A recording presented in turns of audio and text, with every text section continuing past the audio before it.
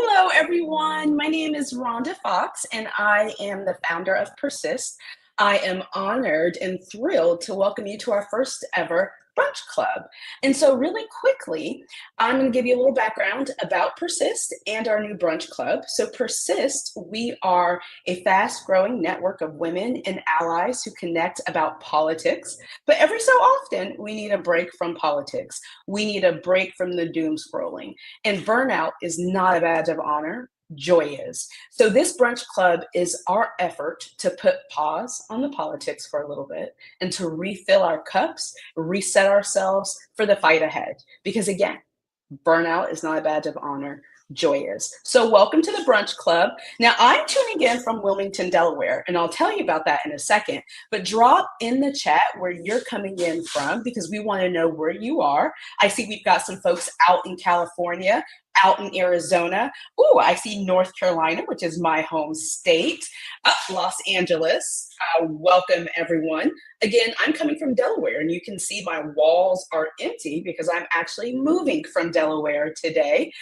So I desperately need this little reset. I need this little pause because it has been a very stressful morning getting everything packed up. But I'm leaving Delaware because I was here for the campaign. I was the National Women's Engagement Director for Vice President Harris and President Biden.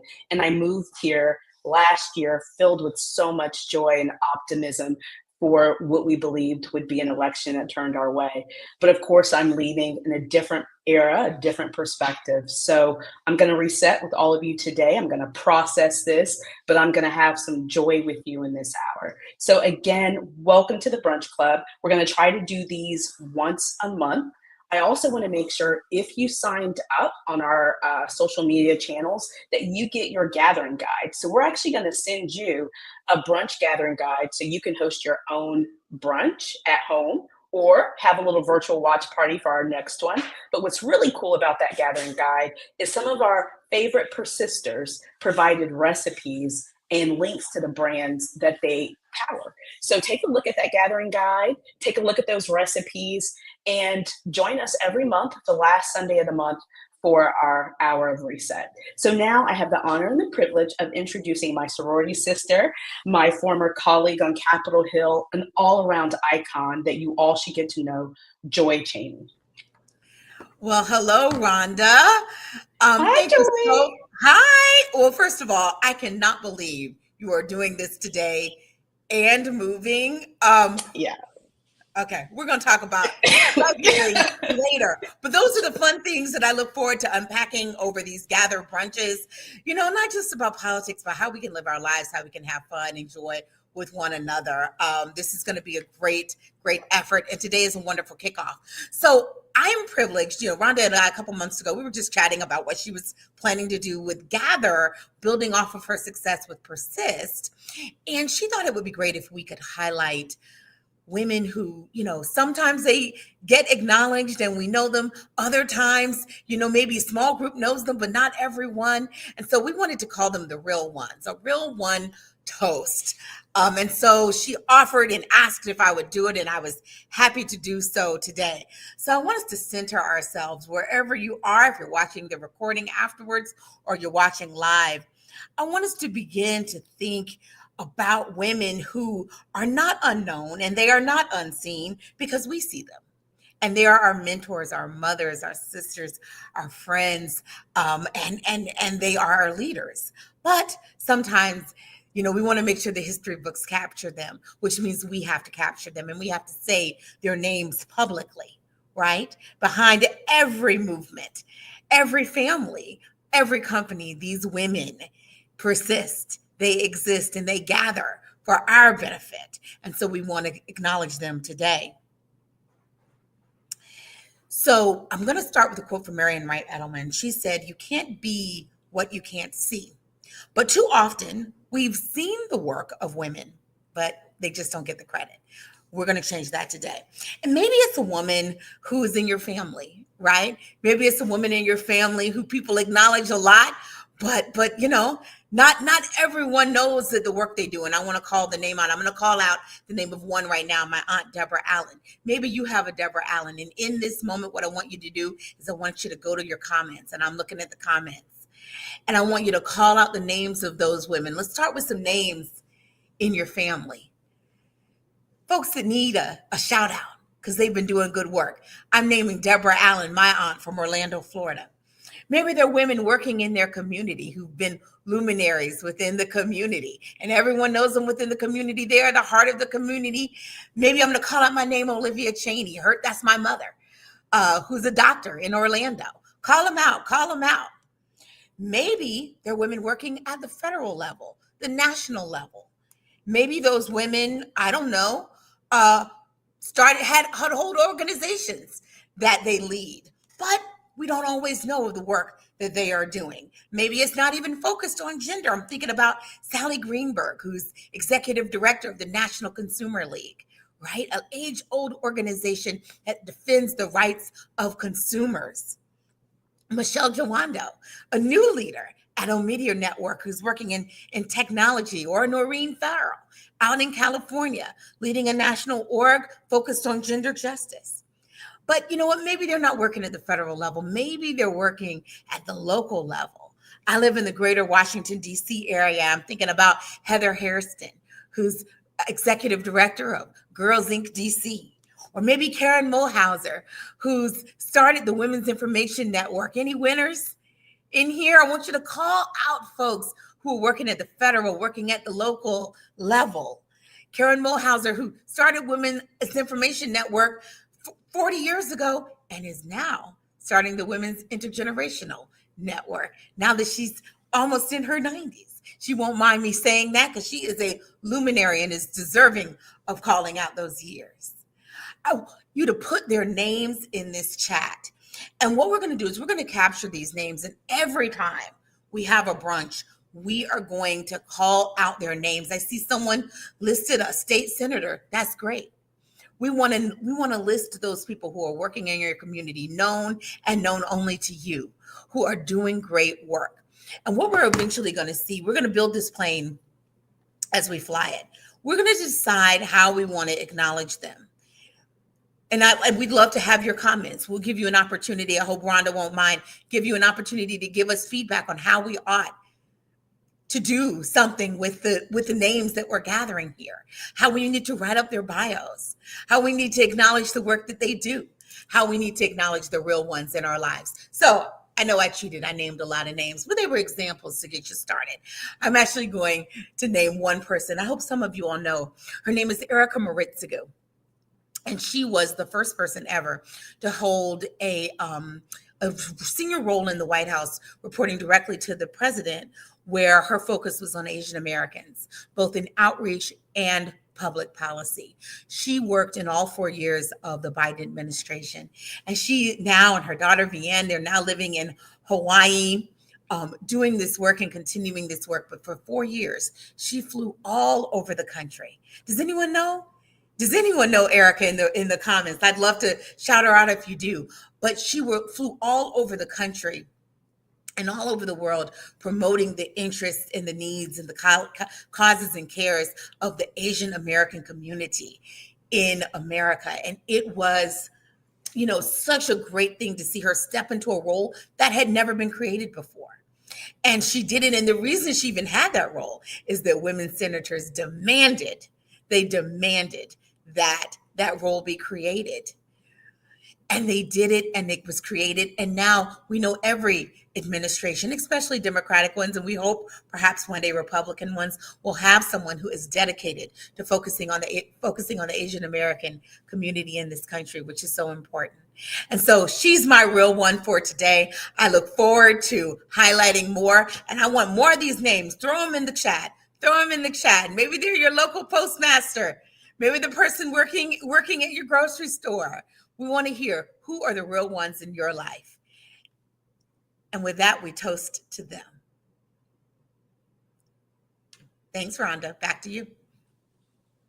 Okay, that was wonderful. And thank you so much. I know you've had a jam-packed day with your family today, so thank you for gathering with But us you know what? We're today. gonna toast Rhonda as well. Because she Oh, is a real uh, one. yes. Thank you, Joy. Thank you, thank you, thank you.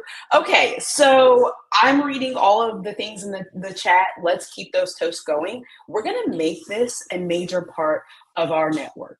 We have got to give women and our allies their flowers while we can, and we have to uplift and support each other. And that is the essence of persist. That's the essence of the gather.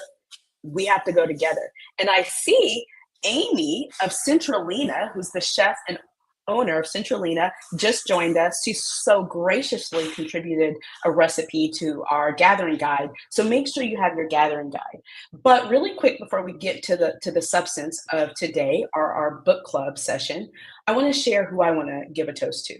Obviously, I want to give a toast to everyone that's with us today, everyone who's participating in this brunch. I want to give a toast to my mother, who has supported me at every turn and is still supporting me out there today, sending everything we do at Persist in the Gather to all of her friends. But I want to toast Gloria Steinem. And the reason we have Persist is in large part to Gloria Steinem. And the reason we call our cultural community building that takes that pause from politics the Gather is because Gloria Steinem's legacy of hosting iconic gathering circles at her home. In some of the largest women's movements that we've got, from Miss Magazine, other entities, they started when she gathered people in person, offline, gathered them in her home. So that's Persist. That's how we started. So we began as the largest campaign coalition in history. After the election, we decided to persist. And we decided to persist, to stay together, to stay in community, because we had a gathering circle at Gloria Steinem's home. And so that's where Persist came from. That is where the Gather comes from. So today, join me in giving a toast to Gloria Steinem and to the power of community and the power of staying together. I see so many wonderful people in the chat, but I am just going to keep it moving here and introduce a real one, Ashanti Golar. And she is the president and CEO of Emerge, but she's also a board member of Persist. And so when we talk about how did Persist go from 70 people on a Signal chat to a network of 50,000 people in 4 months, because Emerge and Ashanti took us under their wing as their baby sister organization. We would not be standing if not for this real one that is going to take it from here. So over to you, sis. We love you. Yeah, Uh, Ashanti Golar. love you right back. Joy, I love the toast. It got me and my feelings. You're a real one. Rhonda's a real one. And I love just seeing all of the comments in the chat. Good afternoon or good morning for some people. I'm Ashanti Golar. As you heard, I am the president and CEO of Emerge, and I am a proud board member of Persist. I remember when I got the email from Rhonda that she wanted to keep the Women's Coalition going, when I come to a gathering that she was going to host in New York City, and the astrology was astrology because I was already going to be there that day. And just to see how it has grown over these past few months is amazing. So kudos to Rhonda and everyone from Persist who does this great work. So I am very excited to host the first book club conversation. And we have two real ones right here who are going to join us. I am so excited to be joined by my good friend, fellow Persist board member, and one of my Emerge National board members, Shannon Watts. She's going to be joining us, and she has her new book that is out called Fired Up. Make sure you get you a copy of this. And we have, I mean, does she even need an introduction? Jean Carroll is also going to be joining us to talk about her book.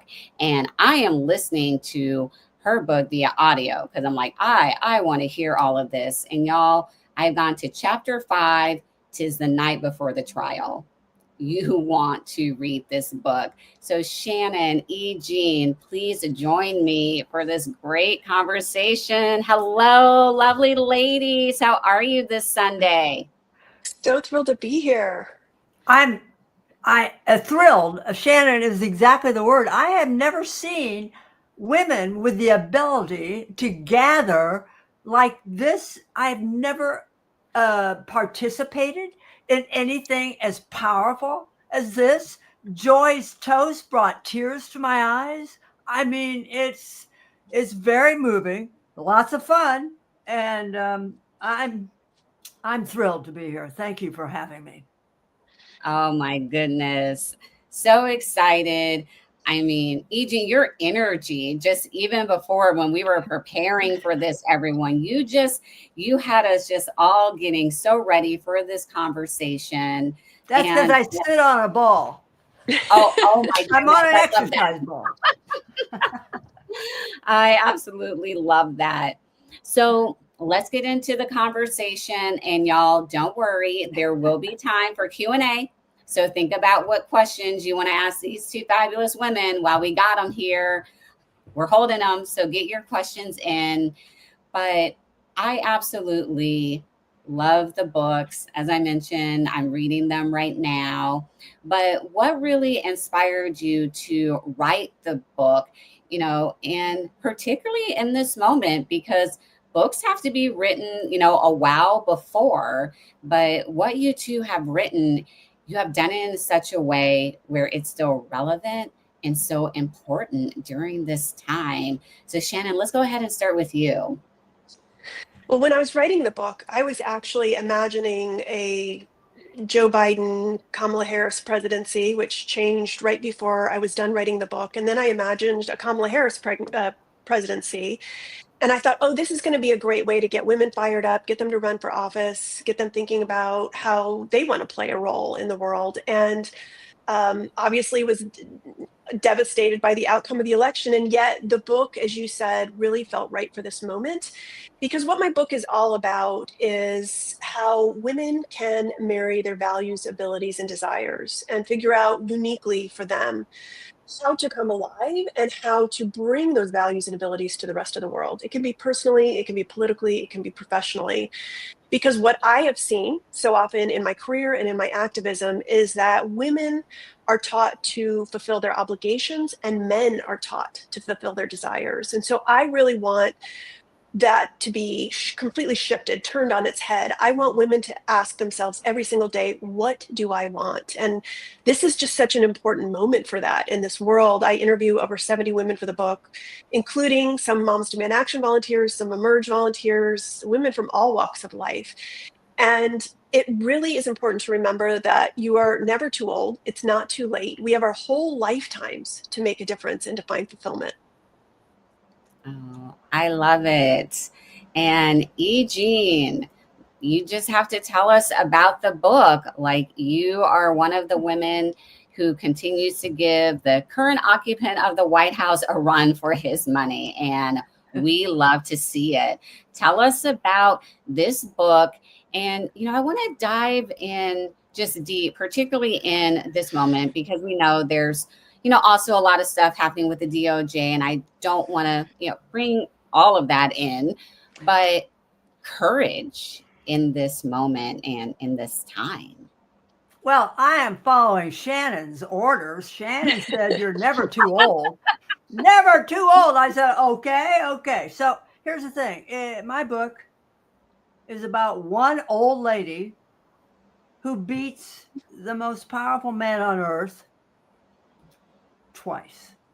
So how it happened is I was surrounded during the two trials with a high comedy. I was in day-to-day contact with characters who were straight out of Jonathan Swift. And I'm a very old journalist, and there was no way, Ashanti, I was not gonna write about it. And I don't think it's brave. I think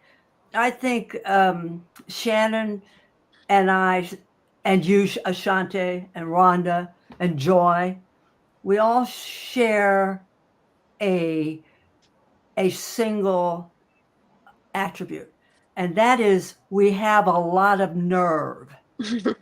You know, we have a lot of nerve. We don't mind bothering people. We don't Mhm. mind pestering people. We don't mind telling the truth when people don't want to hear it. So when Mm. Donald Trump is rewriting history, Shannon and I are making a record. Mine has got court transcripts, deposition transcripts. Shannon sticks absolutely to the facts, gun deaths. If this happens, gun deaths go up and down. We both stick with the facts. So I think all of us here have a lot in common. Although some of you are already young and can do anything at this point, anything, anything. And I really love what you said, Eugene, because we persist, we keep going on.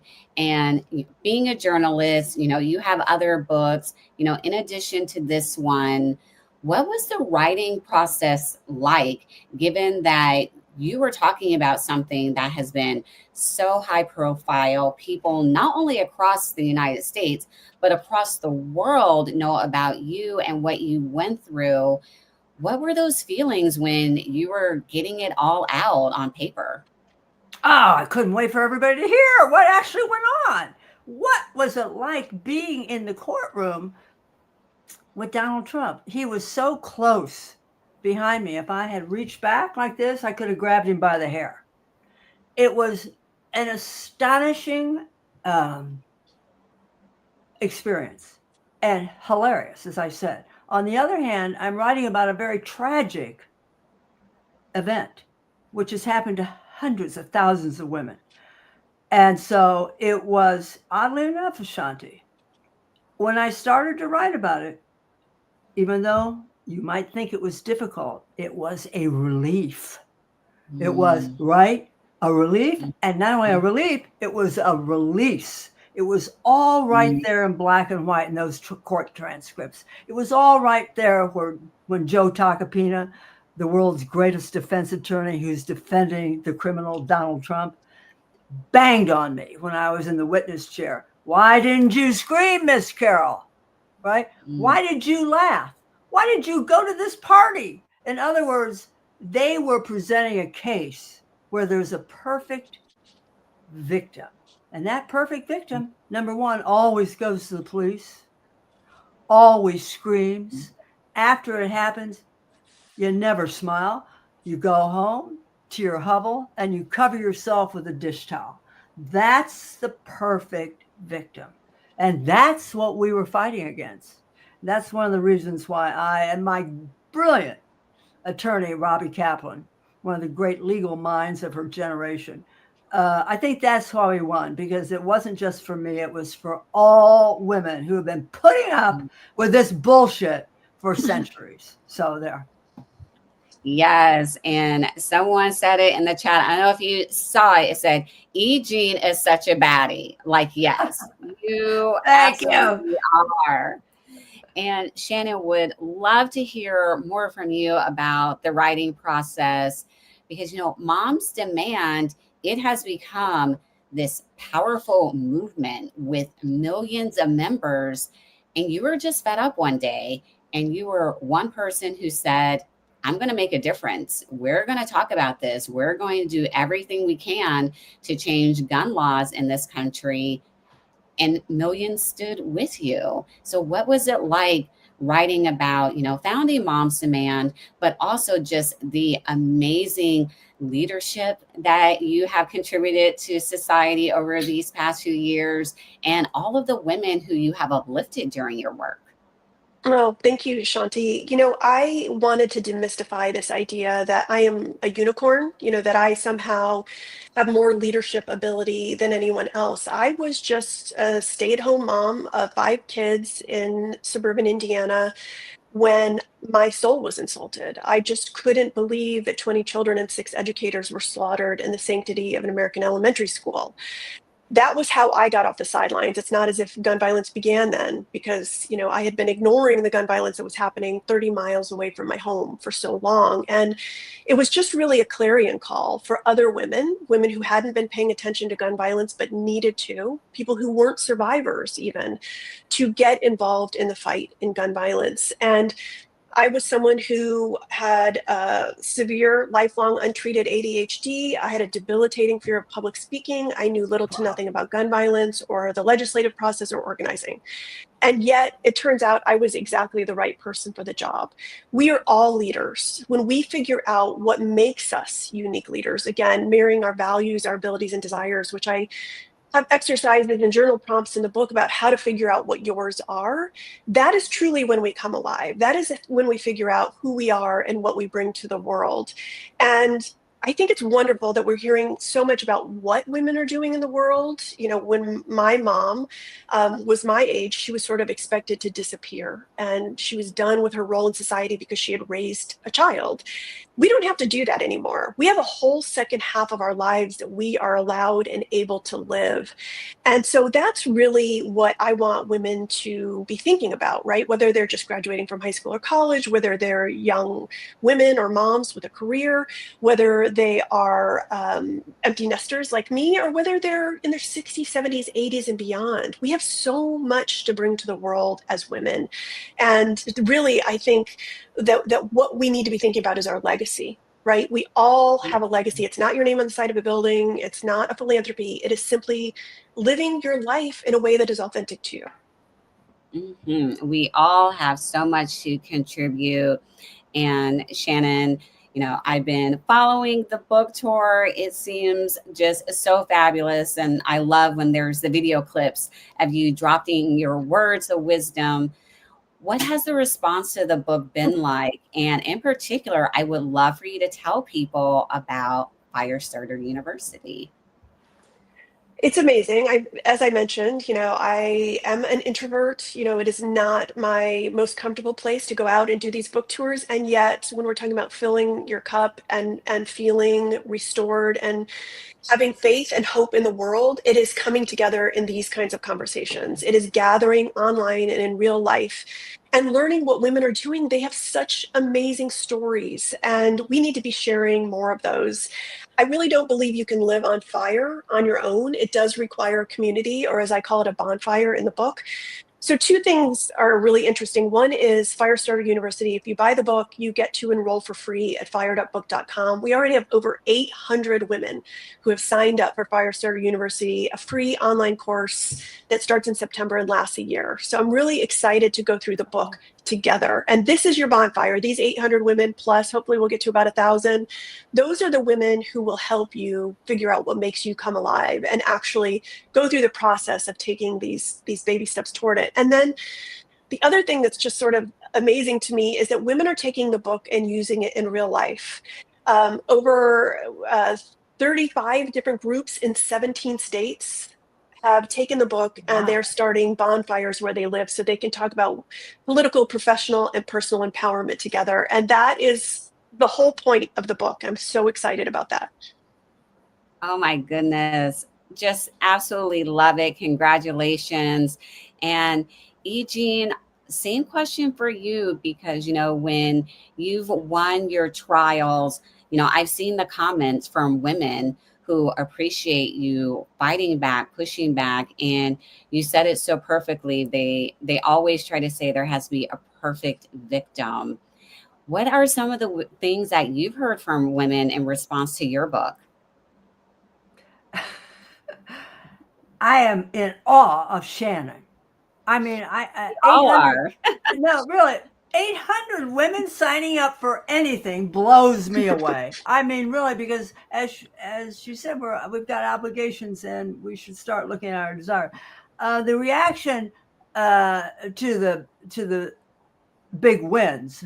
I do know that in New York there was an off-Broadway play in rehearsal. They were doing a very serious scene, and news came out about the jury verdict, and a production assistant ran out on stage and said, "Carol won!" And everybody stopped and applauded, and the house lights flicked up and down. It brought, I think, momentary and everlasting joy to many people who heard the news that this old man can be beaten by an 81-year-old woman. And so it means that it can be done. And it was very, very uplifting. And what I'm doing, I'm going to try to follow in the persist, in the emerge, in Shannon's footsteps. And what I'm doing, what I'm I want on September 16th, got a date. I've got a date. I've got that far. On September 16th at high noon Eastern Time, 11 o'clock Central, 9 a.m. Pacific, I want us all to tweet the same thing about Donald Trump. Everybody. And I'd like to have 1 million doing it that day, and the next day get it bigger, and the next day get it bigger. And we're going to do it with humor, because you can't fight against humor. We're not breaking the law. So this is what I want to do. Remember, come to Eugene Substack and we'll talk about September 16th. So thanks to you guys, I am learning at your knees, and thank you very much. Oh my gosh, I love it. Count me in. I will. Ashanti, really? Are you really? Yes. Girl, you'll be hearing from me. Love it, love it. So, audience, we have a few more minutes with these two dynamite leaders. I could just go on and on with them for hours, but please put your question in the chat. But sticking with joy, I would love to hear from each of you. What is bringing you joy in this moment? Shannon, let's start with you. These kinds of gatherings, really, it is so easy to feel hopeless or to feel helpless in these times. I completely understand that. I think what I've learned from working in gun violence prevention, which was really obviously an uphill battle, David versus Goliath, but there is progress. When you celebrate every win, when you find your people, when you come together, you realize that you are making progress, and it may be incremental, it may be small, but it's really incrementalism that I have seen lead to revolutions. And to know that so many women are working on so many things, it makes me feel less alone, and it makes me feel like every morning I can choose hope. I really think sometimes cynicism can be an excuse for inaction. And I get it, because it's hard to do the work, right? To get off the sidelines. But for those of us who have privilege and who can do the work, we must and we have to. And it is easier when we come together. Jean, would love to hear from you. What's bringing you joy besides your really cool bouncing ball? Well, my bouncing ball, I'll tell you.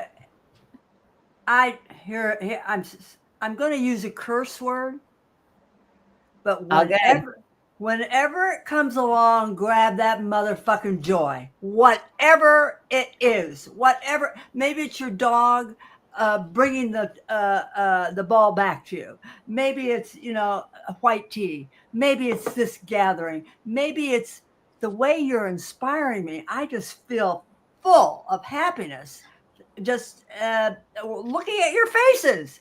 So grab it whenever it comes along. And it comes along 5 or 6 times a day. It really does. A butterfly, a bird, coffee in the morning. It is, you grab it whenever it comes along. So I've loved today. Ashanti, I'm blown away. Do you see how surprised I am at how you're doing this? I'm like stunned. And Shannon, it's such an honor to meet you. And back at you. Are you kidding me? And I'm just so happy that anybody would come to this. But apparently thousands are here. I mean, I can't get over it. You have members from Team Emerge. I saw Shannon on our team. She said she closed down her Twitter account. She said she may open it back up.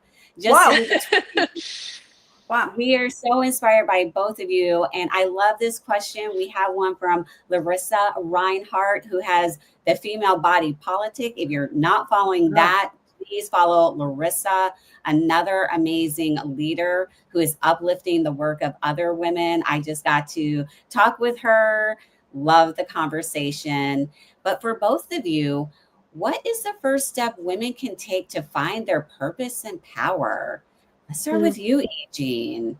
Oh, well, I think you leave yourself open for finding your purpose, because in these days, your purpose changes day to day, sometimes minute to minute. So be open to take whatever purpose. Maybe a purpose came along directed at Shannon Watts. I'm going to take that purpose. Okay. Maybe another purpose came along for Rhonda Fox. I'm going to take that purpose too. I like to take purposes wherever I find them. That's what I do. As for the power, you're born with the power. You're born with the power. You just got to recognize it. That's it. Love it. I think, Ashanti, the question is like, are you living on purpose? Or are you living for a purpose? And purpose just seems like such a huge idea. Like we're born for this one thing. If we don't figure it out, our lives were not worthwhile. I think it's more about fulfillment. And that ebbs and flows in our life, and that can be big, it can be small. And it's I talk about false fires in my book, purpose, happiness, busyness, all these things that are obligation that the society has sold us. We start to believe those are our desires. We start to believe that's our fulfillment. And if we step back and we figure out, for me, when I looked at my abilities, and I think we really underplay those as women. In the book, I have women list out every ability they have, and that includes things like planning a kid's birthday party, right? We underplay these skills that we have, and then I ask you to ask other people what they think your abilities are. Back when I started Moms Demand Action, I was a former corporate communications executive. I knew how to build a brand and tell a story. And then values. And these are really the North Star of our lives. There are hundreds, if not thousands of them. In 2012, my values were protecting my family and community. Now they're much different as a mom of grown kids. So we need to stay in touch with those values and know what they are. And then the third thing is, what are our desires? We all have dormant desires. All of the things that we maybe want, we have put by the wayside because we have to focus on these other obligations. And so when we start to take baby steps toward, it's almost like alchemy, when we practice bringing these things over and together over and over again, it does start a fire. It does create fulfillment. For me, it was Moms Demand Action. It was writing this book. It was gathering with all of you. There's so many different ways to find that fulfillment and that power. And each of us brings such a unique skill set to the table. And we just have to know what that is. I think what I've seen in my career and in my activism is that women feel like they have to cross all the T's and dot all the I's before they get started. And I think Joy said at the beginning, we're going to build this plane as we fly it. That's how we should approach life.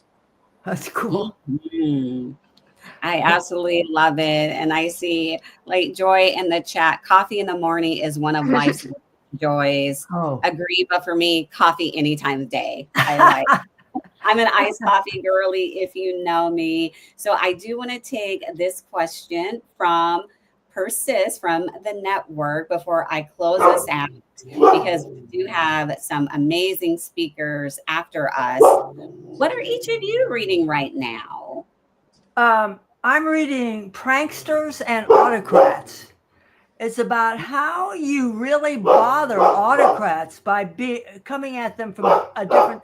I better go let the dog out. Go ahead, Shannon. Take it away, Shannon. Hang on, the dog does not like pranksters and autocrats. Hang on.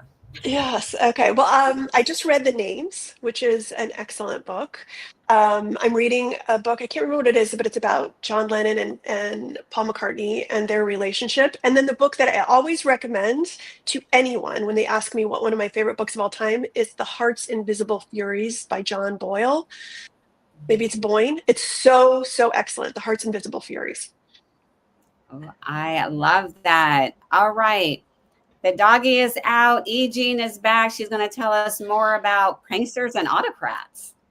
Well, what you want to do is you want to be rude and you want to be impertinent and you want to make your followers and the people who agree with you laugh, but you want to bother the people in power. But you don't want to bother them so much that they bring down the law. You want to not break the law, but you want to make the people on our side smile. We want to put the president in a position where if he reacts, he'll look bad. And if he doesn't react, he will look bad. So can you, Ashante and Shannon, I'm going to ask, what would you tweet out that millions will tweet out at the same time? Tweet, TikTok, Reddit, whatever. So what sentence would you put, Ashante?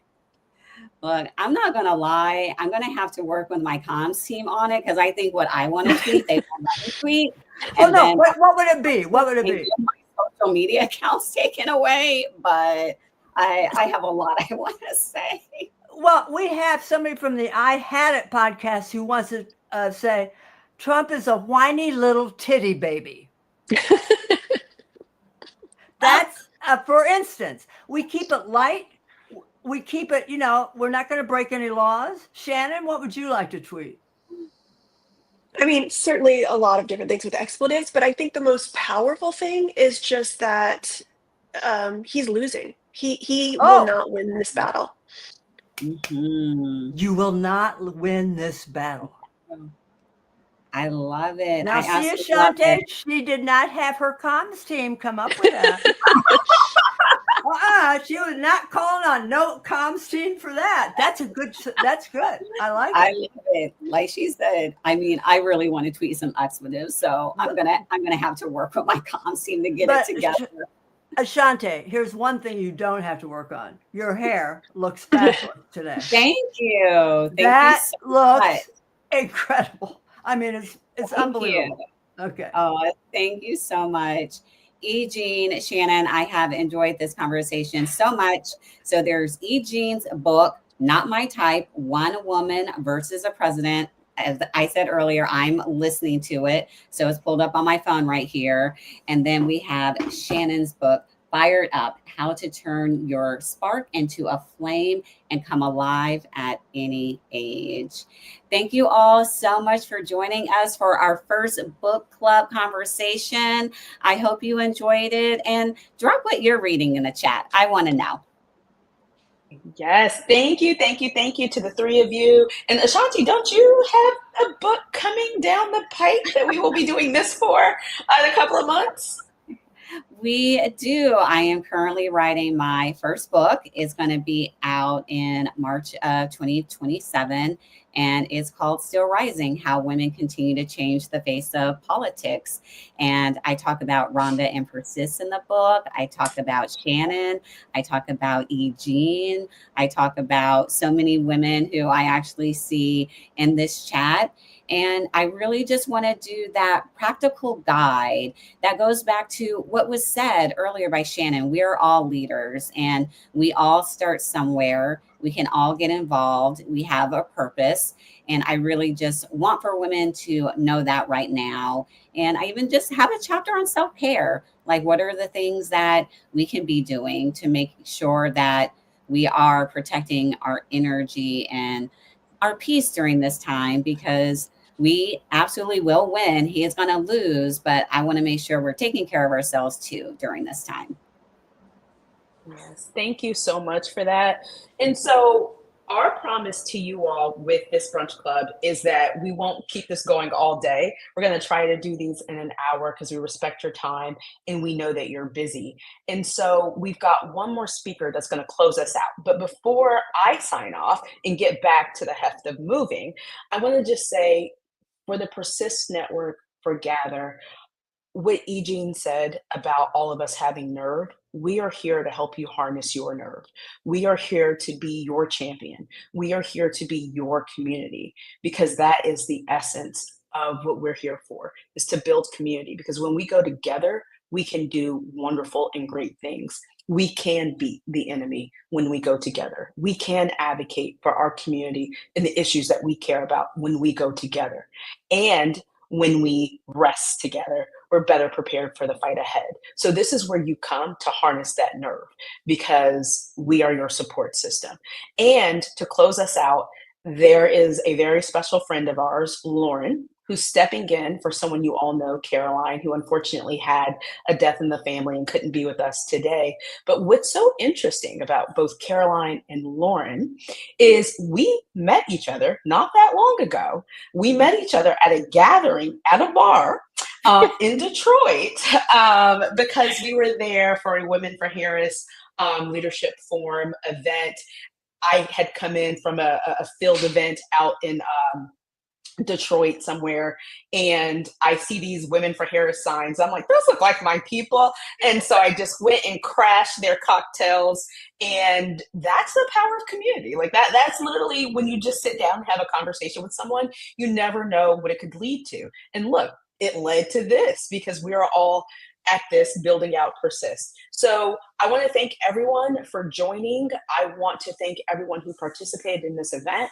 Again, we're going to do these the fourth Sunday of every month.